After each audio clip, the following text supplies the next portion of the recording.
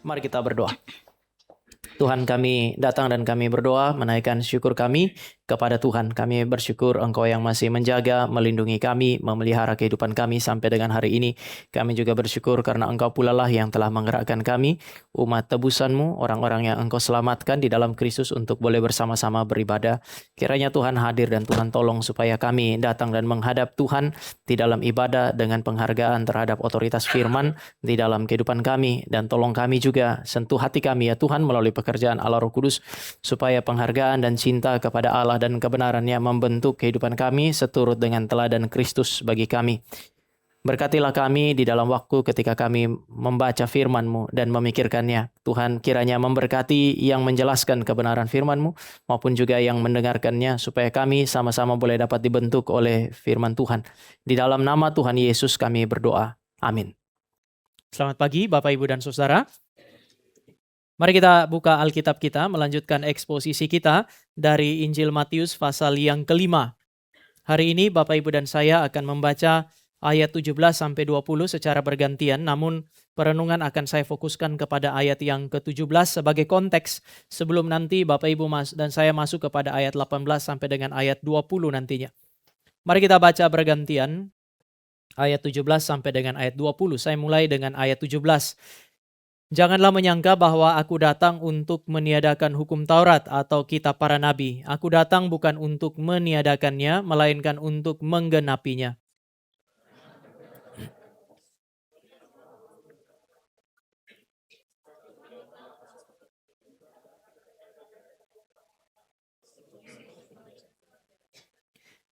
Karena itu siapa yang meniadakan salah satu dari perintah hukum Taurat, sekalipun yang paling kecil, dan mengajarkannya demikian kepada orang lain, ia akan diberi tempat yang paling rendah di dalam kerajaan sorga. Tetapi siapa yang melakukannya dan mengajarkannya, ia akan diberi tempat yang tinggi di dalam kerajaan sorga.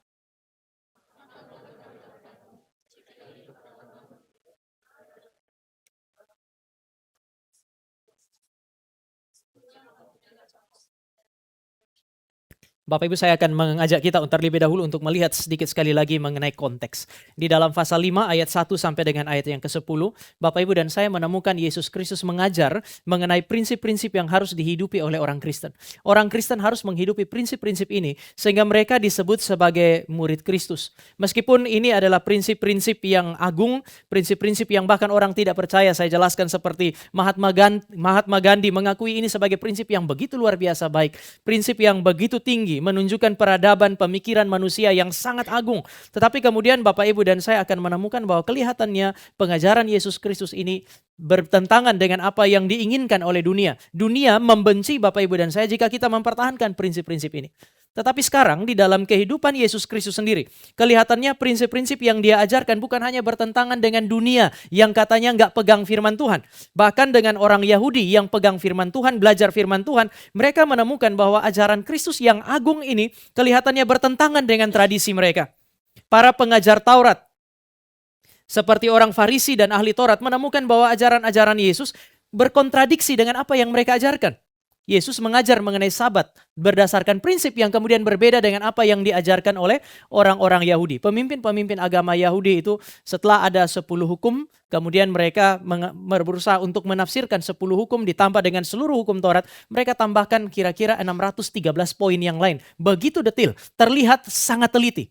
Ketika mereka sudah berusaha untuk menafsirkan Sabat misalnya, Bapak Ibu, di dalam poin-poin tambahan itu, misalnya seorang penjahit itu tidak boleh pada hari Sabat keluar dari rumahnya atau melakukan aktivitas dengan melupakan bahwa di dalam sakunya dia itu ada jarum dan benang. Kalau ada jarum dan benang di dalam sakunya dia, itu berarti dia punya Sabat gagal. Kalau terjadi gempa di Flores, ada jemaat reform di sana. Dan kalau Bapak Ibu mau merayakan Sabat seperti orang Yahudi, ada orang ditimpa dengan batu dari rumah, Bapak Ibu harus datang perhatikan dulu kira-kira berat batu yang menimpa orang itu melebihi yang ditentukan dalam 613 poin itu atau tidak. Kalau kurang, Bapak Ibu boleh angkat dan Bapak Ibu tidak melanggar Sabat. Tetapi jika bobotnya melampaui yang ditentukan, mereka tidak boleh angkat itu karena mereka akan melanggar aturan-aturan Sabat.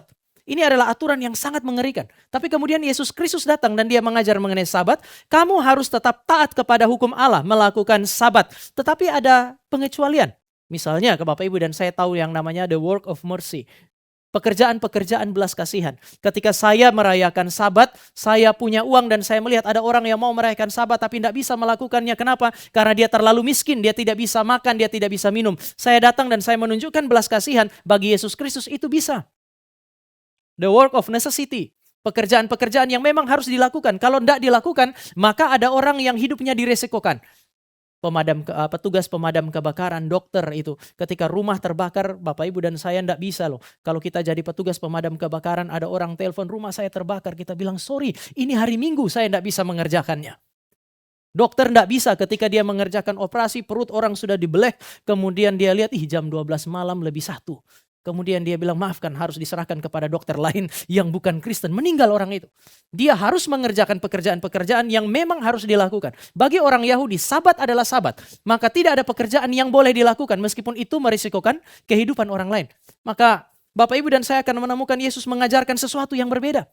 Orang Yahudi memperhatikan yang najis dan tahir pada tampak luarnya. Yesus bilang bukan apa yang keluar yang menajiskan. Tetapi bukan apa yang masuk yang menajiskan, tetapi apa yang keluar dari mulutmu itu yang kemudian akan menajiskan engkau. Orang Yahudi berusaha untuk mentaati Taurat secara sempurna, menekankan apa yang disebut sebagai perbuatan baik demi keselamatan mereka. Yesus bilang, enggak, sehebat apapun kamu berjuang, kamu itu miskin di hadapan Allah, kamu butuh anugerah Tuhan dan seterusnya. Pemimpin Yahudi langsung tahu, kalau pakai ajaran model ini, siapa yang masih menghormati Taurat? Ajaran Yesus kelihatan sangat bertentangan. Oleh karena itu maka Bapak Ibu, Tuhan Yesus bilang di dalam ayat 17. Bapak Ibu perhatikan ayat 17, dia bilang jangan kamu menyangka. Kelihatannya ajaran-ajaran Yesus yang berkontradiksi dengan ajaran Yahudi itu menghasilkan prasangka yang salah. Saya akan ajak Bapak Ibu untuk melihat bahwa yang namanya prasangka yang tidak diklarifikasi itu sangat berbahaya. Pertama, prasangka yang muncul di dalam pikiran musuh daripada Yesus Kristus. Waktu mereka lihat ajarannya bertentangan dengan pengajar-pengajar otoritatif di kalangan orang Yahudi, mereka bilang dia meniadakan hukum Taurat. Bapak Ibu, kata meniadakan datang dari satu kata Yunani, itu katalio. Katalio berarti menghancurkan. Biasanya dipakai untuk menghancur leburkan sebuah gedung atau memporak-porandakan sebuah institusi. Kalau terjadi gempa, lalu gempa itu menghancurkan seluruh ruangan, orang Yahudi akan pakai istilah katalio. Yesus itu dianggap sebagai orang yang menghancurkan seluruh tatanan Yahudi, tradisi orang Yahudi. Dia adalah orang yang melalui pengajarannya, melalui teladan hidupnya bersifat sangat destruktif, seolah-olah dia menolak apa yang disebut sebagai ajaran dan otoritas hukum Taurat. Bapak Ibu tahu apa akibat dari konsekuensi daripada prasangka yang salah ini? Yesus mati di salib. Hidup dengan prasangka adalah sesuatu yang sangat berbahaya. Mereka terus-menerus mencurigai Yesus Kristus tanpa bukti. Mereka tidak mengklarifikasi apa yang merupakan maksud daripada pengajaran Yesus Kristus. Maka mereka terus ada di dalam prasangka yang salah ini, dan akibatnya adalah mereka membunuh Yesus Kristus. Tapi ada kelompok yang kedua.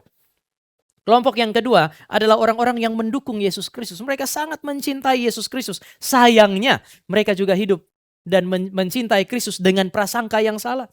Waktu mereka lihat ajaran Yesus Kristus berbeda dengan apa yang diajarkan oleh pemimpin-pemimpin agama, mereka pikir inilah hidup yang seharusnya daripada orang Kristen. Inilah kemerdekaan yang sejati. Merdeka bersama dengan Kristus berarti tidak usah lagi tunduk kepada tuntutan-tuntutan hukum Taurat.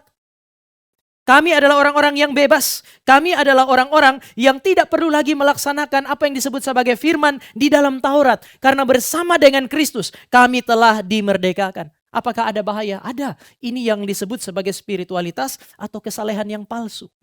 Musuh Kristus membunuh Yesus Kristus karena prasangka yang salah. Orang-orang yang mengasihi Kristus namun tidak mengerti ajarannya dengan benar. Mereka menghidupi kesalehan yang palsu. Mereka menghidupi apa yang disebut sebagai spiritualitas yang palsu. Karena prasangka yang salah. Bapak Ibu, prasangka adalah sebuah persoalan yang sangat besar. Kita mencurigai, kita berpikir, saya bisa berpikir, Pak Jo berpikir demikian. Tetapi sebenarnya mungkin tidak begitu. Seharusnya yang dilakukan adalah klarifikasi. Tanpa ini, maka kehidupan orang Kristen ada di dalam bahaya yang sangat besar. Either Bapak Ibu dan saya bikin dosa yang meresikokan hidup orang lain, atau Bapak Ibu dan saya meresikokan kehidupan spiritual kita. Spiritualitas, kesalehan yang palsu. Oleh karena itu maka karena Yesus tahu prasangka itu tidak benar, maka dia mulai dengan melakukan klarifikasi. Bapak Ibu, dia bilang jangan kamu sangka bahwa saya datang untuk meniadakan Taurat. Saya datang untuk menggenapi Taurat. Yesus tahu bahwa spiritualitas sejati itu berkaitan dengan apa yang disebut sebagai ketaatan kepada firman yang didasarkan kepada pemahaman yang benar. Dia tidak membiarkan orang-orang yang mencintai dia hidup di dalam prasangka yang salah. Gak apa-apa, yang penting kamu mengasihi saya. Ini yang orang Kristen sering ngomong kan ya, yang paling penting tuh hati mencintai Tuhan. Kalau seandainya hati yang mencintai Tuhan adalah hal yang terpenting, lalu pengertian terhadap kebenaran yang presisi itu tidak penting, Yesus nggak usah klarifikasi. Cukup mereka mengasihi dia dengan segenap hati mereka. Tapi bagi Kristus, spiritualitas yang saleh itu tidak didasarkan semata-mata kepada hati yang mencintai, tetapi juga didasarkan kepada pikiran yang mengerti firman dengan benar. Oleh karena itu Paulus mengerti hal ini. Dia bilang, kamu hanya bisa memberikan hidupmu sebagai persembahan yang hidup dan berkenan kepada Allah jika kamu mengalami pembaharuan akal budi. Tanpa itu, tidak ada apa yang disebut sebagai ibadah yang sejati. Bapak Ibu, Yesus itu mengklarifikasi ayat 16. Dia kan tidak melarang perbuatan baik. Bapak Ibu bisa lihat nanti ayat 16, kita sudah sempat renungkan ini. Dia tutup ayat 16, supaya kita lihat koneksinya. Dia bilang, demikianlah hendaknya terangmu bercahaya di depan orang. Bagaimana? Ya, dengan membiarkan mereka melihat perbuatanmu yang baik dan memuliakan Bapamu yang di sorga. Pemimpin agama Yahudi menekankan apa yang disebut sebagai good works. Yesus juga menekankan apa yang disebut sebagai perbuatan baik. Saya dan Vicaris Grace pernah satu kali bawa Stefani itu main di dekat perpustakaan UI, lalu kemudian ketemu dengan satu orang pengajar juga di situ. Kami ngobrol-ngobrol sebentar, lalu kemudian begitu dia tahu kami juga ngajar agama di situ, kami mulai diskusi dan kemudian waktu ngomong mengenai perbuatan baik, dia bilang, nggak usah lagi lah, nggak usah ngomong mengenai perbuatan baik, kita nggak perlu itu. Saya bingung. Kenapa orang Kristen menjadi orang-orang yang tidak membutuhkan perbuatan baik? Bukankah Kristus berbicara mengenai perbuatan baik? Kristus berbicara mengenai apa yang disebut sebagai kesucian? Kristus berbicara mengenai memuliakan Allah. Melalui perbuatan baikmu, engkau mempermuliakan Allah. Kita tidak melakukan perbuatan baik, tidak hidup dalam kesucian karena ingin mendapatkan apa yang disebut sebagai keselamatan. Tetapi kita melakukannya karena kita mau mempermuliakan Tuhan, kata Yesus Kristus dalam ayat yang ke-16. Tapi kemudian ayat 17-24, Yesus seolah-olah mau bilang, kira-kira demikian. Perbuatan baik yang memuliakan Allah. Perbuatan baik yang merupakan ungkapan syukur Bapak, Ibu, dan saya. Itu disebut sebagai baik jika kita melakukannya sambil menghormati Taurat. Tidak ada perbuatan baik, tidak ada perbuatan yang suci, tidak ada perbuatan yang mempermuliakan Allah tanpa kesesuaian dengan hukum Taurat. Ini yang dia tekankan di dalam ayat 17 sampai dengan ayat yang ke-20. Dengan demikian Taurat adalah sesuatu yang tidak bisa Bapak, Ibu, dan saya singkirkan daripada hidup. Yesus justru mau menegaskan mengenai otoritas Taurat di dalam kehidupannya sebagai Allah yang menjadi manusia. Sebagai pihak yang hadir untuk memerdekakan engkau dan saya.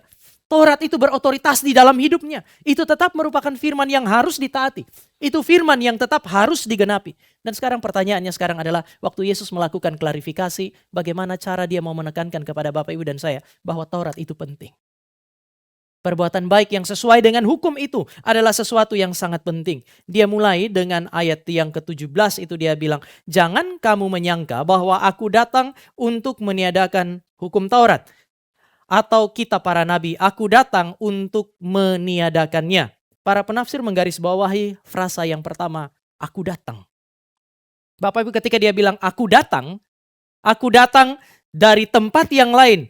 Berarti aku tidak berasal dari sini. Aku tidak berasal dari dunia, aku datang ke dunia. Tetapi itu berarti aku tidak berasal dari dunia. Kalau saya bilang kepada Bapak Ibu, tadi pagi saya datang ke Cikarang. Itu berarti sebelum tadi pagi saya tidak ada di Cikarang. Saya datang datang ke Cikarang. Saya sekarang ada di Cikarang berarti saya tidak memulai perjalanan dari Cikarang. Saya memulai perjalanan dari satu tempat yang lain, lalu kemudian sekarang saya ada di Cikarang. Sehingga ketika Yesus bilang, aku datang, itu mengandaikan dia tidak berasal dari sini. Dia tidak berasal dari dunia. Dari mana? Bapak, Ibu, dan saya tahu seluruh Alkitab memberi pengajaran ini. Dia datang dari sorga ke dalam dunia, tempat di mana saudara dan saya ada. Namun Leon Morris itu menafsirkan sedikit berbeda. Dia bilang, iya dari sorga, tapi bisa juga diterjemahkan dari Allah. Aku datang dari Allah untuk bukan untuk meniadakan Taurat, tetapi untuk menggenapinya. Maka apa yang Yesus ajarkan? Apa yang Yesus lakukan di dalam pelayanan-pelayanannya tidak bertentangan dengan firman. Dia datang dari Allah. Apa yang dia ajarkan itu datang dari Allah. Dia datang dari sorga. Apa yang dia lakukan memimpin orang pergi ke sorga. Meskipun ajaran Yesus dan apa yang Yesus lakukan itu bertentangan dengan pemimpin Yahudi punya ajaran. Pengajaran Yesus jauh lebih otoritatif. Pengajaran-pengajaran yang Yesus berikan adalah penuntun kepada hidup. Kalau kita ngomong mengenai kesalehan yang sejati, meskipun bertentangan dengan ajaran daripada pemimpin agama Yahudi, kesalehan sejati tidak didapatkan dengan mentaati apa yang dilakukan oleh apa yang diajarkan oleh pemimpin agama Yahudi. Kesalehan sejati itu saudara dan saya nikmati jika saudara dan saya memperhatikan apa yang Kristus ajarkan, karena dia datang dari Allah, dia datang dari sorga, dia adalah sumber daripada kesalehan yang sejati. Ini yang mau dia tekankan ketika dia bilang, aku tidak berasal dari dunia ini. Bapak Ibu, ketika Bapak Ibu dan saya mau mengajarkan sesuatu yang baik kepada anak-anak kita. Guru sekolah minggu mau mengajarkan mereka mengenai spiritualitas yang sejati. Hamba Tuhan, pemimpin mau mengajarkan orang mengenai kesalehan yang sejati. Apa yang mereka harus perhatikan adalah mereka tidak boleh bertentangan dengan prinsip-prinsip yang diajarkan oleh Yesus Kristus. Semua yang disebut sebagai hamba Tuhan, ketika mereka punya pengajaran bertentangan dengan apa yang disebut sebagai firman yang diajarkan oleh Yesus Kristus, mereka kehilangan otoritas untuk kemudian mengajar, meskipun mereka masih berkhotbah. Sebaliknya, ketika Bapak Ibu dan saya mengajarkan kebenaran yang sesuai dengan apa yang diajarkan oleh Kristus, Bapak Ibu dan saya bisa menuntut hak untuk didengarkan. Tanpa otoritas Kristus, saudara dan saya kehilangan hak untuk didengarkan. Tetapi kalau saudara dan saya menyampaikan kebenaran yang sesuai dengan kebenaran firman, saudara dan saya punya hak untuk didengarkan. Apapun itu. Karena Kristus itu dia datang dari Allah. Datang dari sorga ke dalam dunia ini. Bapak Ibu, beberapa waktu yang lalu saya melayani di salah satu sekolah Kristen. Dan biasa anak remaja kan ya. Ada masa di mana sekolah Kristen itu kan sudah terbiasa chapel, terbiasa ibadah. Sebenarnya kan kita bisa punya pengharapan itu waktu itu beribadah semuanya terlihat begitu rapi. Satu kali Bapak Ibu saya sementara khotbah, lalu kemudian di tengah gak ada masalah, kiri gak ada masalah, tapi sambil khotbah waktu saya lihat ke kanan, itu yang paling depan, kanan itu kira-kira 3-4 orang, itu masing-masing berlomba-lomba menaikkan kakinya ke kaki temannya, sementara khotbah. Bapak Ibu, jarang sekali Bapak Ibu lihat pendeta reform itu khotbah pegang mic jalan-jalan kan ya. Tapi karena saya sudah mulai merasa situasi kurang kondusif, saya ambil mic-nya, kemudian saya turun dari mimbar yang diberikan untuk saya jalan, makin lama makin ke kanan mendekat ke mereka. Tapi mereka itu tidak terlalu peduli. Begitu sampai di ujung di depannya, saya bilang, kamu turunkan kakimu dari kaki temanmu. Saya tidak akan lanjutkan khotbah sebelum kamu lakukan itu dan sebelum kamu tenang. Bapak Ibu, setelah saya ngomong begitu, yang paling gede itu, wajahnya itu langsung berubah dan kelihatan dari matanya. Sorot matanya itu bukan hanya tidak terima, tetapi marah. Kemudian saya bilang, kamu marah? Saya kasih tahu kamu, kalau guru agamamu dan guru-gurumu ini gak ajar kamu cara ibadah, saya sebagai hamba Tuhan punya hak untuk ajar kamu bagaimana cara beribadah. Turunkan kakimu sekarang. Dia turunkan kakinya, kemudian guru satu datang duduk di sampingnya, satu duduk di belakangnya. Bagi saya sementara menyampaikan kebenaran firman, saya sementara menyampaikan apa yang diberikan Allah bagi saya. Ya, saya tidak harus terlalu peduli dengan responnya dia. Saya merasa bahwa ada otoritas Kristus yang menyertai semua orang yang secara konsisten menyuarakan apa yang menjadi prinsip firman. Tapi jika Bapak Ibu dan saya tidak menyelidiki firman dengan benar dan kemudian tidak menyampaikannya, kita kehilangan hak untuk itu. Orang tua punya hak untuk didengarkan ketika dia memerintahkan sesuatu yang tidak bertentangan dengan firman daripada Kristus. Pemerintah punya hak untuk didengarkan kalau dia memerintahkan sesuatu kepada rakyatnya yang sesuai dengan apa yang disebut sebagai kebenaran firman. Ketika dia memerintahkan sesuatu yang tidak bertentangan dengan firman, Daniel pernah melawan raja. Sadrak, Mesak, dan Abednego melawan raja. Mereka kehilangan hak untuk kemudian ditaati. Kenapa? Karena mereka memerintahkan hal-hal yang bertentangan dengan firman. Bapak Ibu, di dalam dunia ini, ketika Yesus bilang, aku datang dari sorga, aku datang dari Allah, itu mengandaikan otoritas yang tertinggi ada padanya. Tetapi Bapak Ibu, ketika dia bilang begini, aku datang. Istilah aku datang berarti dia sudah ada sebelum dia datang. Kalau saya bilang tadi, contoh yang sederhana, tadi pagi saya datang ke Cikarang, itu mengandaikan sebelum saya hadir di Cikarang, saya sudah ada meskipun bukan di Cikarang. Saya sudah ada di Depok. Pagi ini baru saya ada di Cikarang. Sehingga ketika Yesus bilang, aku datang dari sorga, datang dari Allah. ke dalam dunia ini, itu mengandaikan sebelum dia ada di dalam dunia, dia sudah memiliki eksistensi. Sehingga para penafsir seperti William Hendrickson mengatakan, kata aku datang untuk menggenapi Taurat, mengandaikan bahwa Yesus Kristus sudah bereksistensi sebelum berinkarnasi. Bapak Ibu dan saya baru bisa bereksistensi setelah Bapak Ibu dan saya ada di dalam dunia ini. Kristus sudah berinkarnasi, sudah bereksistensi sebelum dia hadir di dalam kandungan ibunya. Dia sudah bereksistensi sebelum dia hadir di dalam dunia, sebelum dia mengajar dan seterusnya. Ini memberi penegasan bahwa saudara dan saya sementara berhadapan dengan pribadi ilahi. Pribadi ilahi adalah pribadi yang paling bebas. Allah itu bebas, dia menciptakan hukum tapi dia bisa melampaui hukum. Makanya Bapak Ibu dan saya hari ini masih berdoa untuk mujizat kan ya? Kenapa kita berdoa supaya Tuhan bikin mujizat? Karena kita tahu Tuhan kita itu menciptakan alam dan hukum-hukumnya, tetapi dia tidak diikat oleh hukum-hukum yang dia ciptakan, maka dia bisa melampaui hukum itu. Allah adalah pribadi yang paling bebas. Tapi Yesus itu dia bilang, aku datang untuk menggenapi Taurat. Dia Allah ketika dia menjadi manusia. Dia membiarkan dirinya dibatasi oleh hukum-hukum Allah. Bapak Ibu dan saya tidak pernah jadi Allah. Maka Bapak Ibu dan saya punya kewajiban membiarkan diri kita dibatasi oleh hukum-hukum Allah. Sekali lagi, Allah saja ketika jadi manusia, dia membatasi dirinya di dalam hukum-hukum yang ditetapkan oleh Allah di dalam Taurat. Maka Bapak Ibu dan saya tidak punya pilihan yang lain. Karena kita ini ciptaan, kita bukan Allah, maka kita tidak punya pilihan yang lain kecuali Bapak Ibu dan saya menempatkan diri kita di dalam batas-batas hukum yang telah ditafsirkan dengan benar. Bapak Ibu kita, kalau dia adalah Allah datang ke dalam dunia, nanti Matius sebut dia sebagai Immanuel, Allah beserta dengan kita. Tetapi Allah datang ke dalam dunia untuk menyertai Bapak Ibu dan saya. Menunjukkan penyertaannya dengan cara menempatkan dirinya di dalam batas-batas hukum Taurat. Maka Bapak Ibu mesti ingat prinsip ini. Tidak ada orang yang disertai oleh Allah dengan cara yang bertentangan dengan hukum Tuhan. Jangan ada maling, habis maling berhasil, puji Tuhan. Tuhan menyertai saya sehingga gak ketahuan. Nah bisa, itu bukan penyertaan Tuhan. Bapak Ibu bisa mensyukuri penyertaan Tuhan jika Bapak Ibu melewati perjalanan yang begitu sulit untuk melayani Tuhan. Entah di dalam pelayanan gerejawi atau pelayanan non-gerejawi, di tempat Bapak Ibu bekerja, di tempat Bapak Ibu berusaha ada begitu banyak kesulitan. Bapak Ibu tetap berpegang kepada kebenaran, tidak mengkompromikannya. Lalu kemudian Bapak Ibu dan saya diizinkan oleh Tuhan melewati itu. Itulah kondisi di mana Bapak Ibu bisa berkata, Tuhan menyertai saya. Tapi kalau Bapak Ibu dan saya kerja di tengah-tengah segala kesulitan, sudah tidak jujur, datang ke gereja bersaksi Tuhan menyertai keluarga kami. Nggak ada cerita itu. Ketika dia bilang Immanuel, dia adalah Allah yang menyertai engkau dan saya. Dia menggenapi Taurat. Maka Bapak Ibu dan saya harusnya punya ekspektasi ini. Kalau saya berharap Kristus menyertai saya, penyertaan Kristus itu akan nampak di dalam ketaatan terhadap hukum Taurat bahkan.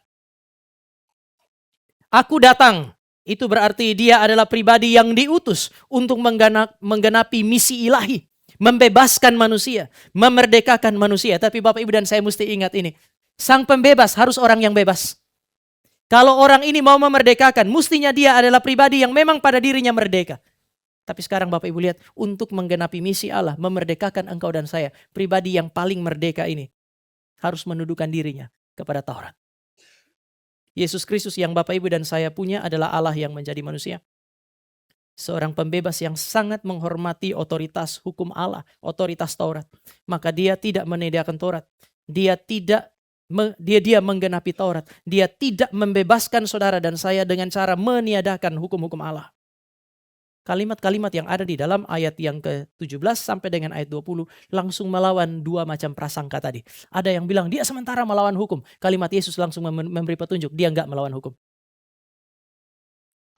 Ayat yang ke-20, makanya dia bilang begini kan, kamu punya kesalehan, harus melampaui kesalehannya ahli Taurat dan orang Farisi. Maka dia itu seolah-olah dia mau bilang ini adalah pengajaran yang paling sesuai dengan Taurat. Tetapi kepada orang-orang yang bilang kalau ikut Yesus itu sudah tidak perlu lagi apa yang disebut sebagai hukum. Maka Bapak Ibu dan saya akan menemukan Yesus itu mengajarkan hal yang berbeda. Yesus bilang, aku datang bukan untuk meniadakan. Aku datang untuk menggenapinya. Bahkan tidak ada satu iota. Bapak Ibu, yot itu kan hanya huruf terkecil orang Yahudi itu seperti titik itu. Tetapi titik ini memberikan pembedaan. Ada kalimat-kalimat tertentu, kan orang Yahudi itu punya bahasa Ibrani itu kan huruf mati semua. Itu seperti Bapak Ibu dan saya tulis WA semua huruf mati itu. Tidak TDK apalagi. Karena konteks kita sudah biasa dengan itu, ya orang tulis TDK kita langsung mengerti tidak. Sama orang Yahudi juga punya sedemikian. Tetapi untuk membedakannya, kadang-kadang mereka pakai titik, ada titik itu seperti 3 titik segitiga dan seterusnya. Itu menentukan bagaimana Bapak Ibu dan saya melafalkannya. Tetapi titik itu adalah sesuatu yang sangat penting bagi Yesus Kristus. Artinya dia bilang tidak ada satu hal terkecil di dalam hukum Taurat yang itu tidak yang boleh tidak tergenapi. Semuanya mesti tergenapi. Bapak Ibu, istilah aku datang untuk menggenapi Taurat pakai kata plero. Dan bagi saya ini penting. Masih ingat, saya tidak tahu Bapak Ibu ingat atau enggak, memang satu hari itu seperti 1000 hari. Apalagi kalau khotbahnya beberapa bulan yang lalu itu berapa puluh ribu hari kan ya. Saya pernah menjelaskan ada satu bagian di dalam Efesus pasal yang kelima itu. Paulus bilang jangan kamu mabuk oleh anggur, hendaklah kamu dipenuhi oleh roh. Dipenuhi oleh roh pakai kata plero. Sama, dia menggenapi Taurat berarti dia memenuhi Taurat. Pakai kata yang sama, plero. Plero itu apa? Kalau gelas ini diisi dengan kerikil atau diisi dengan pasir, karena gelas itu, kerikil dan pasir itu padat, maka mungkin saja Bapak Ibu dan saya secara kasat mata kita lihat penuh. Tetapi tidak seluruh permukaan gelas ini akan tersentuh dengan pasir, karena dia padat. Ada celah tertentu yang tidak disentuh oleh pasir. Tetapi kalau Bapak Ibu dan saya isi dengan air, jika itu betul-betul penuh, maka seluruh permukaan gelas ini akan disentuh oleh air. Jika Paulus bilang haruslah kamu dipenuhi oleh roh, berarti seluruh dimensi hidup Bapak Ibu dan saya tidak ada yang lolos, semua harus dipenuhi oleh Roh Kudus. Sekarang ketika Yesus bilang begini, aku menggenapi Taurat, dia pakai istilah yang sama, pleroma, berarti seluruh hidup Yesus Kristus itu diwarnai dan dibentuk oleh Taurat. Dan sebaliknya, seluruh Taurat itu digenapi oleh Yesus Kristus. Tidak ada satu iota, tidak ada satu yot yang terlewatkan ketika Yesus hadir di dalam dunia ini. Bapak Ibu sekali lagi, aku menggenapi Taurat, berarti seluruh hidup Yesus Kristus itu diwarnai, dibentuk oleh Taurat. Orang yang mengerti Taurat dengan benar akan mengerti bahwa Yesus mentaati Taurat secara sempurna. Sebaliknya, Bapak Ibu dan saya juga bisa lihat dari Allah selanjutnya. Plero, menggenapi Taurat berarti seluruh tuntutan Taurat telah digenapi oleh Yesus Kristus. Sekali lagi, tidak ada satu iota pun yang diloloskan oleh Yesus Kristus. Nah mari Bapak Ibu kita mulai lihat sedikit demi sedikit apa yang Yesus maksudkan ketika dia bilang, aku datang untuk menggenapi Taurat. Yesus menggenapi Taurat, pertama berarti Yesus menggenapi semua nubuat perjanjian lama tentang Mesias. Salah satu tugas daripada perjanjian lama adalah memberi pengharapan mesianik kepada umat manusia zaman itu. Menjelaskan kalau Mesias datang apa yang akan dia lakukan. Apa yang menjadi ciri-cirinya. Maka kita akan menemukan semua catatan perjanjian lama berisi banyak sekali nubuat tentang Sang Mesias. Dan Yesus bilang, aku datang untuk menggenapi Taurat. Menggenapi berita para nabi. Berarti semua nubuat tentang Mesias di dalam perjanjian lama. Semua nubuat tentang juru selamat di dalam perjanjian lama. Itu digenapi oleh Yesus Kristus. Hidup dan pelayanan Yesus Kristus tidak bertentangan dengan Taurat. Sebaliknya, hidup dan pelayanan Yesus Kristus itu menggenapi Taurat.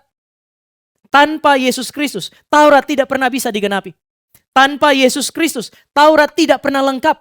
Dia hanya berisi nubuat yang tidak tergenapi, tidak lengkap. Tanpa Yesus Kristus, Taurat tidak akan pernah bisa mencapai tujuannya. Bapak Ibu, ada seorang penulis mengatakan bahwa berita semua nabi di dalam perjanjian lama adalah berita tentang Yesus Kristus. Hidup, ajaran dan pelayanan Yesus Kristus adalah puncak semua nubuat perjanjian lama.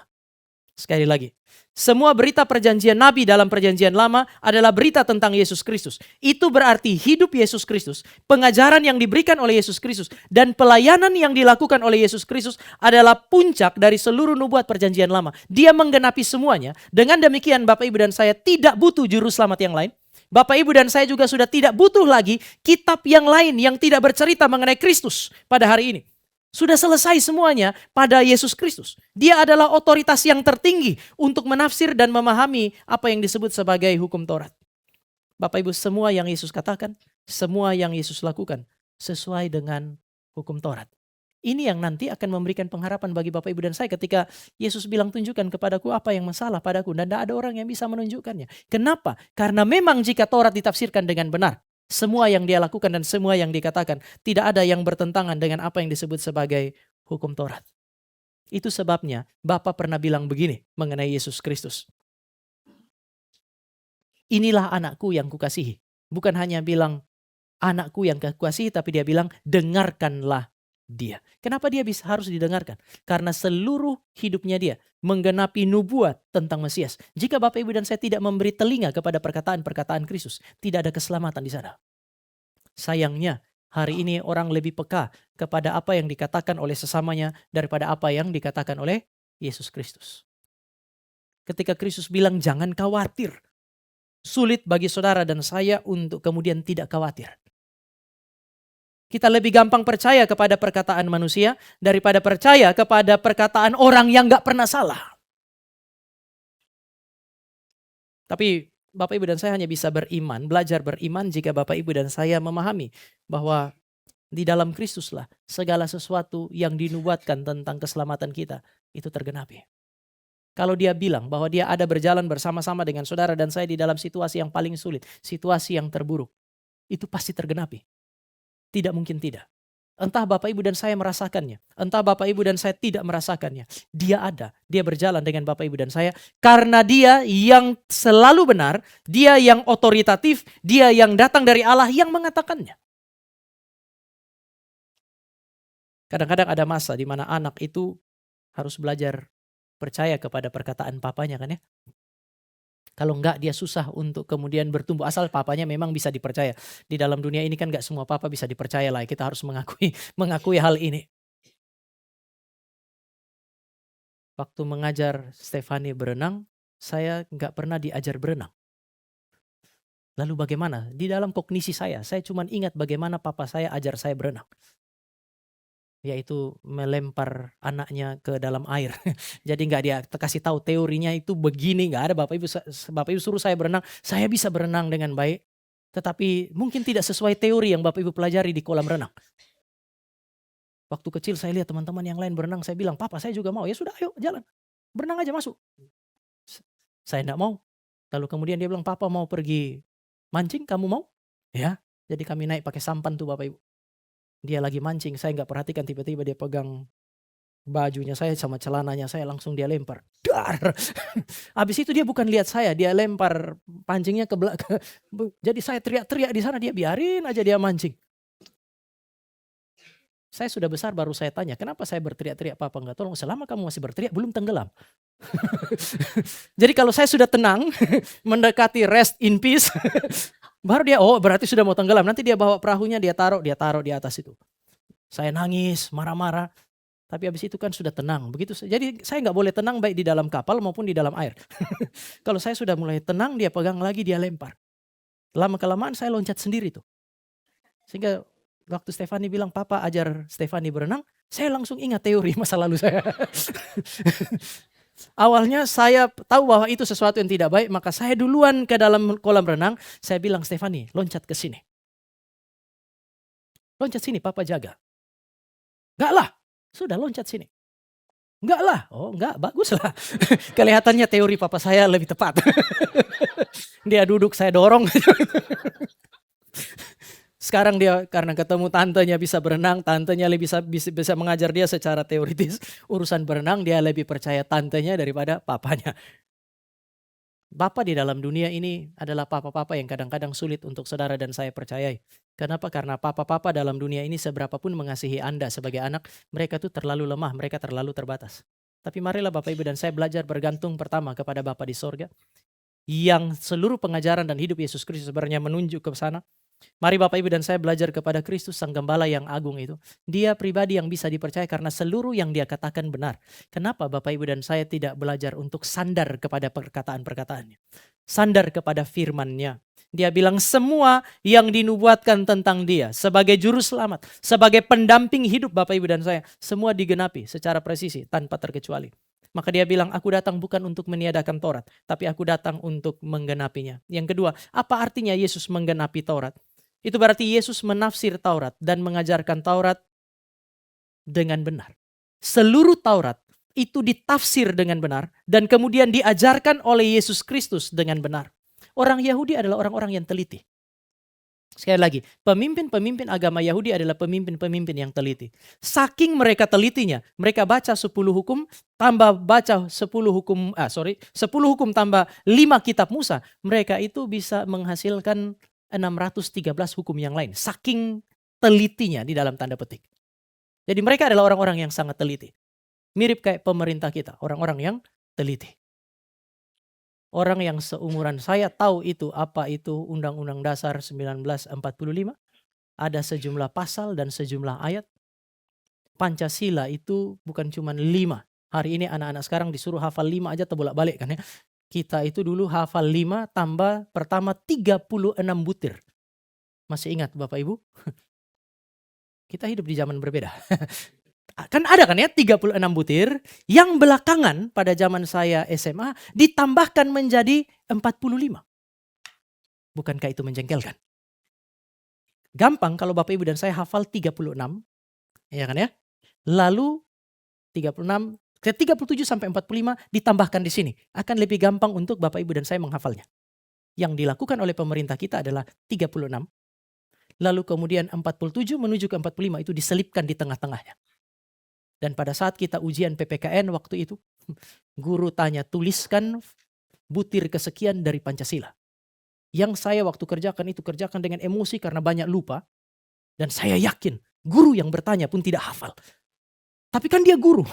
Tugasnya dia adalah mencobai bukan menguji kan. Jadi wah itu menjengkelkan. Bapak Ibu masih ingat ini.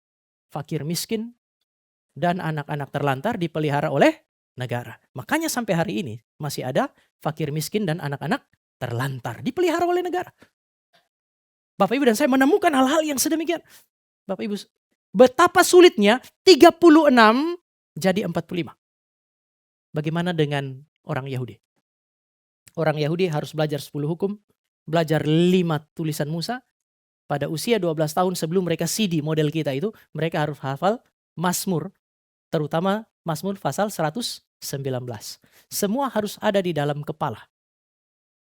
Saya sering bilang beda dengan kita. Semuanya di luar kepala. Di dalam tuh nggak ada. Nah orang Yahudi semua itu mesti ada di situ. Di tengah-tengah tradisi mereka belajar 10 hukum, belajar hukum Taurat, belajar Mazmur 150 pasal itu. Tiba-tiba ditambahkan 613. Betapa sulitnya. Tetapi ini mengekspresikan apa yang disebut sebagai ketelitian. Sayangnya Bapak Ibu, ketika Yesus mengajar hukum Taurat, orang Yahudi akan ketemu. Sudah begitu banyak tambah 613, kawan yang satu ini ngajar, dia tambah yang lain. Berbeda dengan apa yang selama ini kami pelajari. Bikin pusing. Tetapi Yesus harus melakukan itu. Kenapa? Karena orang-orang yang tampak teliti ini ketika mereka menafsirkan hukum Taurat.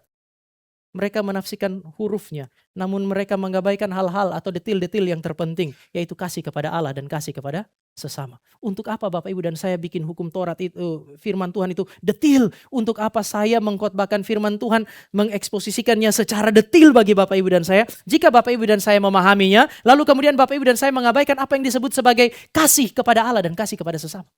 Bukankah persis inilah yang dikritisi oleh Yesus Kristus untuk jemaat di Efesus? Kitab Wahyu. Bagi saya 7 jemaat yang ada di kitab Wahyu. Yang paling persis GRII itu yang jemaat pertama, jemaat Efesus. Jemaat Efesus adalah orang-orang yang rajin belajar. Tuhan Yesus itu datang, Tuhan Yesus puji. Saya itu seperti Tuhan Yesus itu seperti memuji, mereka punya keberanian untuk melawan para bidat. Karena mereka belajar, mereka melawan bidat. Mereka melawan ajaran sesat. GRI banget kan. Kemudian dia bilang, meskipun kamu menderita, kamu tetap melayani aku. Di tengah-tengah penderitaan tidak membuat mereka itu berhenti melayani. Mereka tetap melayani. Jadi itu sesuatu yang begitu luar biasa. Ini gereja yang sangat militan. Dalam urusan belajar, di dalam urusan pelayanan. Mereka tidak hancur oleh karena aniaya. Tetapi Kristus itu menghina mereka gara-gara satu. Kamu telah kehilangan kasih yang mula-mula. Mereka begitu teliti, tetapi ketelitian itu justru mengubur hal yang paling penting. Cinta kepada Allah, cinta kepada sesama. Itu sebab Tuhan Yesus pakai cerita mengenai orang Samaria yang baik hati. Imam dan orang Lewi, mereka mau pergi ke bait Allah untuk mengerjakan tugas ibadah mereka. Itu seperti saya, Pak Jeko, Pak Peter, mau datang, mau pelayanan. Lalu kemudian siapa yang mau jadi orang yang dipukulin itu, boleh angkat tangan biar saya sebut. Ada jemaat dipukulin di depan pintu situ, kita nggak bawa ke rumah sakit, kasih obat pun nggak, cuman bisa bilang, permisi saya mau khotbah. Bapak Ibu, saya yakin kalau Bapak Ibu alami itu, Bapak Ibu juga nggak mau datang lagi kan ya. Dia melayani, tapi dia melayani tanpa cinta kasih.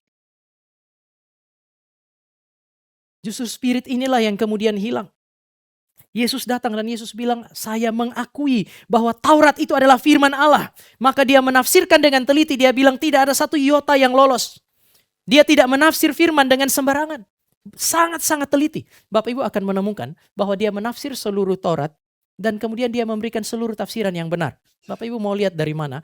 Itu bisa lihat langsung setelah ayat 20, kita akan menemukan Yesus punya tafsiran itu jauh lebih dalam dari tafsiran orang Yahudi, bahkan melampaui mereka. Misalnya, dia bilang begini, yang kamu dengar atau yang diajarkan kepadamu adalah jangan membunuh. Siapa yang membunuh harus dihukum. Kan ada perintah jangan membunuh, ada tambahan tradisi kalau membunuh harus dihukum. Masuk akal kan ya tafsiran itu? Tapi Yesus mengajarkan sesuatu yang melampaui itu. Aku berkata kepadamu, setiap orang yang marah terhadap saudaranya harus dihukum. Siapa yang mencaci maki saudaranya harus diperhadapkan ke mahkamah agama. Siapa yang berkata jahil harus diserahkan ke dalam neraka yang menyala-nyala. Yuk, tuntutannya Yesus Kristus jauh lebih teliti, jauh lebih sulit. Mengenai zina di dalam ayat 27 sampai dengan 31. Kamu mendengar bahwa dikatakan jangan berzina. Namun aku berkata kepadamu dan seterusnya. Bagi orang Yahudi, berzina berarti masuk ke dalam relasi seksual di antara dua orang yang tidak memiliki relasi yang sah. Tapi Tuhan Yesus bilang, kamu belum terlibat di dalam relasi seksual. Tetapi ketika kamu memandang seorang laki-laki atau seorang perempuan dan kamu tergerak secara birahi, kamu membiarkan itu terjadi, kamu sudah berzina dengan dia. Ini tafsiran jauh lebih dalam, tafsiran yang akhirnya jauh lebih sulit karena lebih teliti. Bapak Ibu akan lihat di situ tentang sumpah. Yang mereka dengar jangan bersumpah palsu. Yesus bilang jangan sumpah pakai nama Tuhan dengan sembarangan dan seterusnya. Jauh lebih dalam, jauh lebih sulit. Justru karena Yesus lebih teliti. Yesus punya tafsiran itu jauh lebih dalam. Tidak ada yang lolos dari tafsiran yang benar ini. Maka segera setelah dengar tafsiran Yesus Kristus, orang Yahudi bilang apa? Wah, kalau harus ditafsir dengan model yang begitu, siapa yang bisa masuk ke dalam kerajaan sorga? Gak ada. Kenapa? Karena Yesus justru menafsirkannya dengan benar. Tafsiran terhadap Taurat dengan benar akan membuat Bapak Ibu dan saya kehilangan segala macam kebanggaan terhadap diri kita di dalam menggenapi Taurat. Ini tafsiran yang benar. Yahudi, mereka menafsirkan dengan cara yang salah, hanya memperhatikan hukum, tidak memperhatikan dimensi yang tidak kelihatan. Itu membuat setiap kali mereka tafsir, mereka genapi, makin hari mereka makin bangga di hadapan Tuhan. Kami adalah orang-orang yang layak berjalan masuk menuju ke dalam kerajaan Allah karena kami telah menggenapi semuanya. Yesus enggak. Begitu dia tafsir Taurat, dia mengajarkannya. Pelacur dan pemungut cukai tahu mereka sudah tidak punya harapan. Kalau hidup kayak begini sudah tidak mungkin ada jalan ke dalam kerajaan Allah. Pemimpin-pemimpin agama itu mengeluh. Kami sudah setengah mati tafsir Taurat. Lalu kemudian kami berusaha untuk mentaatinya dan kamu bilang sia-sia. Kalau begitu seluruh perjuangan kami adalah perjuangan sia-sia dan melelahkan. Baru Yesus kemudian bilang baik kepada pelacur, pemungut cukai maupun orang-orang yang dianggap suci itu. Marilah kepadaku hai kamu yang letih lesu dan berbeban berat. Tafsiran terhadap Taurat. Pembacaan yang benar terhadap kebenaran firman akan memberi petunjuk kepada saudara dan saya bahwa saudara dan saya nothing. Kalaupun saudara dan saya berjalan secara hurufiah sama, Allah masih mempertanyakan motif yang ada di dalam hati Bapak Ibu dan saya. Yesus tidak meniadakan, Yesus tidak menghilangkan status dan otoritas perjanjian lama sebagai firman Allah. Tapi Yesus mau bilang, saya datang untuk menggenapinya. Setelah aku datang, firman Allah dalam konteks perjanjian lama memang mengalami sejumlah perubahan. Dulu fungsinya adalah nubuat. Sekarang dia tidak berfungsi lagi sebagai nubuat. Kenapa? Karena sudah tergenapi.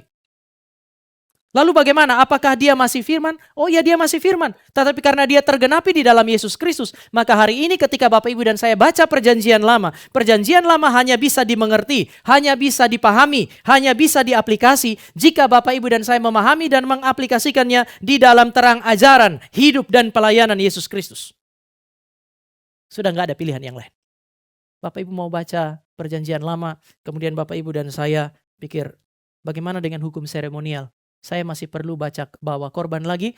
Bapak Ibu harus baca itu di dalam terang pengajaran, di dalam terang hidup dan terang pelayanan daripada Yesus Kristus. Bapak Ibu dan saya akan sampai pada kesimpulan, korban-korban itu yang merupakan simbol daripada Yesus Kristus sudah tergenapi, maka saya tidak perlu melakukannya lagi. Ketika Bapak Ibu dan saya berjuang untuk memahami apa yang dimaksud oleh Alkitab dengan jangan bersinah, Bapak Ibu dan saya tidak bisa memahaminya berdasarkan apa yang diajarkan oleh orang ahli-ahli Taurat yang semata-mata berbicara mengenai dimensi yang bersifat lahiriah. Bapak Ibu dan saya harus berbicara mengenai apa yang diajarkan oleh Yesus Kristus. Dia urus yang kelihatan, dia urus yang tidak kelihatan. Hari ini, saudara boleh mengaplikasikan apa yang disebut sebagai kebenaran firman di dalam konteks perjanjian lama, tetapi mengaplikasikannya harus di dalam terang Yesus Kristus. Bapak Ibu dan saya akan menemukan bahwa prinsip perjanjian lama di dalam hukum seremonial sebagian masih berlaku hari ini. Saya pernah jelaskan di tempat ini. Binatang yang tidak punya sisik dan tidak punya sirip itu binatang yang najis. Tidak boleh dimakan. Tetapi itu kan bukan berarti bahwa pada dirinya binatang itu najis. Allah pakai itu sebagai simbol. Itu sebab karena itu simbol, maka setelah Yesus menggenapi simbol ini, maka Bapak Ibu dan saya bisa makan binatang yang air yang tidak bersisik dan tidak bersirip. Contoh tuh belut. Itu kan enggak, Bapak Ibu enggak makan ya? Saya lihat kok ada yang beginilah, pokoknya enggak ada sisik, enggak ada sirip. Coba Bapak Ibu perhatikan, kalau dalam tradisi Yahudi itu enggak boleh. Saya kira di Indonesia orang pada makan tuh. Kenapa? Karena itu adalah ciri utama binatang air dari persepsi orang. Oh, semua binatang air itu ada sirip dan ada sisiknya. Tuhan bilang jangan makan kalau nggak ada itu. Sebenarnya itu sudah tidak berlaku lagi. Tetapi sekarang Bapak Ibu, prinsip di belakangnya masih ada. Bapak Ibu dan saya hidup dalam komunitas umat Allah, tapi tidak punya ciri sebagai umat Allah. Anda dan saya najis di hadapan Allah. Bapak Ibu bisa tangkap ini ya. Secara lahiriah sudah nggak berjalan, tetapi prinsipnya masih jalan. Kepiting itu najis. Amfibi itu, di dalam air bisa, di darat bisa. Pada masa itu najis. Setelah Yesus datang, Bapak Ibu dan saya makan kepiting, karena kita bersama Paulus berkata segala sesuatu halal bagiku. Kita makan. Tetapi prinsipnya masih sama. Umat Allah tidak bisa hidup di dalam dua ekosistem ini. Anda tidak bisa jadi umat Allah yang hidup sebagai umat Allah sekaligus besok hidup sebagai bukan umat Allah. Bapak Ibu dan saya punya identitas sebagai umat Allah, harus umat Allah dan hidup sebagai umat Allah. Dimanapun Bapak Ibu dan saya ada. Di luar itu saudara dan saya najis. Tetapi terang Yesus Kristus, terang pengajaran Yesus Kristus, terang pelayanan Yesus Kristuslah yang memungkinkan saudara dan saya memahami perjanjian lama dengan benar. Kristus adalah penafsir Taurat yang paling tinggi, paling otoritatif. Kristus adalah pengajar Taurat yang tidak bersalah. Maka para penafsir mengatakan, dengan mengatakan aku menggenapi Taurat, Yesus sementara bilang saya adalah nabi yang paling tinggi. Di dalam perjanjian lama ada banyak nabi. Mereka habis ngajar, kadang-kadang mereka melanggar apa yang mereka ajarkan. Kristus adalah satu-satunya nabi yang menafsirkan Taurat dengan benar, mengajarkannya dengan benar, dan nanti di bagian terakhir menghidupi seluruhnya dengan benar. Dia adalah nabi yang sejati. Dia adalah nabi yang dijanjikan. Tuhan bilang sama Musa, saya akan utus satu nabi yang lebih besar daripada engkau. Musa itu, habis dia ajar orang, dia tidak begitu memahami hukum itu dengan benar. Bahkan perintah Allah yang paling hurufiah itu, pergi tunjuk batu itu. Karena emosi dia pergi, dia pukul batu itu. Dia melanggar apa yang diperintahkan oleh Tuhan. Dia bukan nabi yang paling besar seperti yang dipersepsi oleh Yahudi. Allah menjanjikan ada nabi yang lebih besar dari Musa. Dan kalau Yesus bilang aku menggenapi seluruh Taurat, berarti dia lebih besar dari semua nabi. Dia adalah nabi yang dijanjikan itu. Itu sebab otoritasnya untuk didengarkan berlaku sampai hari ini. Otoritasnya untuk menolong saudara dan saya untuk memahami apa yang benar dan apa yang salah. Itu adalah otoritatif bagi Bapak Ibu dan saya. Itu sebab saudara dan saya tidak bisa percaya Al-Quran. Saudara dan saya hanya bisa percaya Alkitab. Kenapa? Karena ini datang dari Kristus. Ini tidak berlawanan dengan Kristus. Semua yang tidak datang dari Kristus dan bertentangan dengan Kristus itu tidak otoritatif di dalam kehidupan Bapak Ibu dan saya. Satu bangsa ini.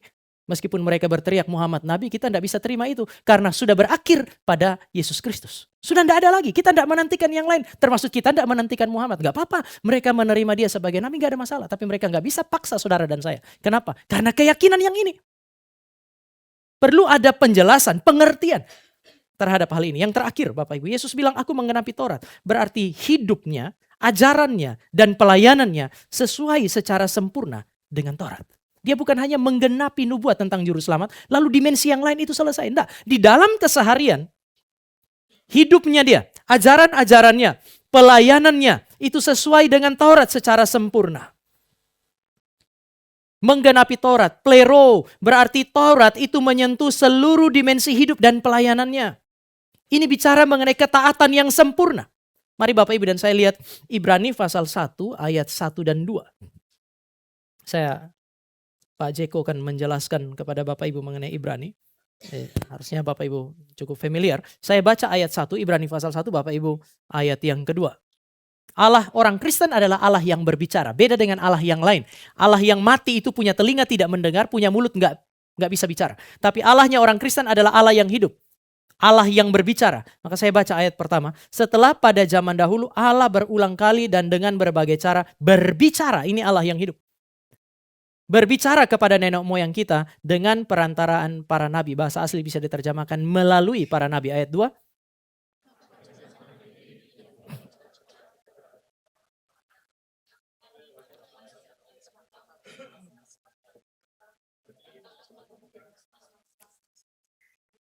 Dulu Allah berbicara kepada kita melalui para nabi.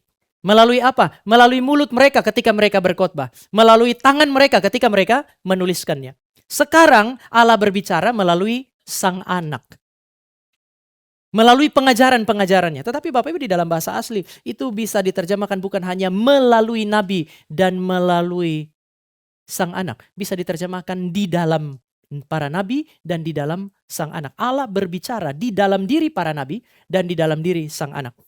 Hosea itu Allah berbicara di dalam dirinya melalui hidupnya. Ketika Tuhan bilang pergi, cintai pelacur itu. Lalu kemudian pergi dan kawinilah pelacur itu. Supaya apa? Supaya nanti setelah dia mencintai perempuan itu, dia mengawini perempuan itu, lalu kemudian waktu perempuan itu pergi dan bersinah, sakit hati Hosea mewakili sakit hati Tuhan. Tuhan berbicara di dalam hidupnya Hosea. Bapak Ibu masih ingat Yehezkiel? Yehezkiel pasal 12. Tuhan bilang begini, Yehezkiel, besok kamu ambil barang-barang yang biasa dibawa oleh orang-orang buangan. Berjalan keliling kota, bawa barang-barang yang biasa dibawa oleh orang buangan. Untuk memberi petunjuk, satu saat Tuhan akan buang orang Israel. Hidup Yehezkiel itu dipakai oleh Tuhan dan Tuhan berbicara melalui hidupnya Yehezkiel. Di dalam perjanjian baru, Allah berbicara, Allah berfirman di dalam hidupnya Yesus Kristus. Segala sesuatu yang dia katakan, segala sesuatu yang dia lakukan, segala sesuatu yang menjadi pelayanannya, Allah berbicara melaluinya. Taurat itu disuarakan sekali lagi melaluinya. Oleh sebab itu maka Bapak Ibu dan saya akan menemukan ini adalah orang yang mentaati perintah dan larangan secara teliti, sekaligus menggenapi seluruh motifnya. Dia teliti bukan hanya menafsir, tetapi di dalam penggenapan sesuai dengan motif-motifnya. Waktu Yohanes bilang saya nggak bisa layak untuk membuka tali kasutnya. Gak lama kemudian Yesus datang. Dia enggan untuk membaptis. Dia bilang apa? Yesus bilang kamu harus membaptis aku. Kita harus melakukan ini untuk menggenapi kehendaknya. Cinta kasih dia kepada Bapa membuat dia menggenapi Taurat. Tapi juga ada masa di mana Bapak Ibu dan saya menemukan dia lihat orang banyak. Alkitab bilang hatinya tergerak oleh belas kasihan dan dia melakukan karya bagi orang-orang itu.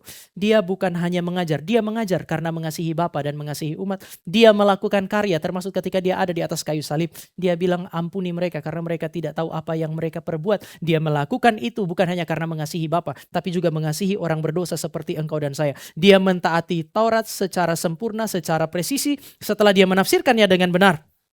Tapi itu dilakukan berdasarkan kasih. Kasih yang memang harus ada di dalam hati umat Tuhan. Bapak Ibu, di dalam Kristuslah Taurat itu sampai kepada tujuannya. Di dalam Kristuslah Taurat itu ditaati secara sempurna. Dan dengan demikian kalau Bapak Ibu dan saya dengar pengajaran Kristus, lihat kepada hidupnya. Sekali lagi Bapak Ibu dan saya akan menemukan Taurat mencapai tujuannya. Kalau Bapak Ibu dan saya lihat di dalam perjanjian lama, Taurat itu diberikan supaya pertama kita tahu kehendak Tuhan. Tapi kalau kita mengerti Taurat, kita juga akan tahu saya tidak bisa mencapai kehendak Tuhan. Maka Taurat berfungsi untuk menyatakan Allah dan kehendaknya, sekaligus menyatakan siapa kita. Kita adalah orang-orang yang gak mungkin bisa mencapai standar ini. Sehingga ketika Bapak Ibu dan saya dengar pengajaran Yesus Kristus seperti para pelacur dan juga pemungut-pemungut cukai, seperti pemimpin-pemimpin agama, mereka tahu bahwa mereka gak sanggup. Ketika sampai pada titik itu, mereka sudah berdiri di depan sorga, di pintu gerbang sorga. Sampai Yesus berkata kepada mereka, mari kepadaku, hai kamu yang letih lesu dan berbeban berat. Tetapi dia hanya bisa mengatakan itu. Kenapa? Karena dia telah mentaati Taurat secara sempurna. Jika dia taat secara sempurna, maka dia adalah korban yang sempurna bagi engkau dan saya. Jika dia taat secara sempurna, maka dia adalah imam besar yang agung. yang ditawarkan bagi engkau dan saya. Satu-satunya perantara di antara Allah dan manusia yang bisa membawa manusia datang kepada Allah dan bisa membawa Allah datang kepada manusia. Satu-satunya cuman Dia. Tetapi Dia nggak hanya mau bicara sebagai nabi yang tertinggi, Dia nggak mau hanya bicara sebagai imam, korban yang paling sempurna. Dia juga mau berbicara sebagai raja di dalam kehidupan saudara dan saya. Kalau Taurat itu berbicara di dalam hidup para nabi, Taurat itu berbicara di dalam hidup Kristus. Allah berbicara melalui para nabi dan di dalam para nabi. Allah berbicara di dalam dan melalui Yesus Kristus. Sebagai raja, Dia menuntut supaya Bapak Ibu dan saya melakukan perbuatan baik demi kemuliaan Allah.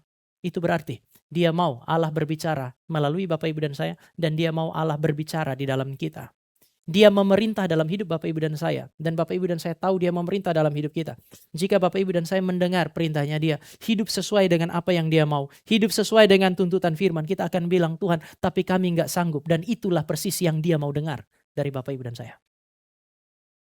Dan Dia akan bilang pada saat yang sama, Dia adalah Raja yang baik hati, murah hati. Dia memberikan yang namanya Roh Kudus untuk memimpin Bapak Ibu dan saya di dalam apa yang disebut sebagai ketaatan.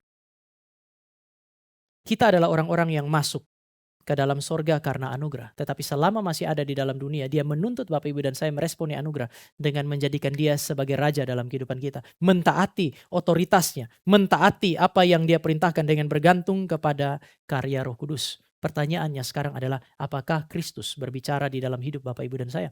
Apakah kerajaannya Kristus nyata di dalam hidup Bapak Ibu dan saya? Mari kita berdoa. Bapa, kami datang kepadamu dengan hati yang melimpah dengan syukur. Oleh karena firman-Mu memberi petunjuk kepada kami bahwa satu-satunya yang sempurna di dalam menggenapi segala tuntutan Taurat adalah Kristus. Di dalam Dia kami menemukan bahwa kami adalah orang-orang yang tidak layak, tidak sanggup. Tapi pada saat yang sama di dalam Dia kami menemukan pengharapan.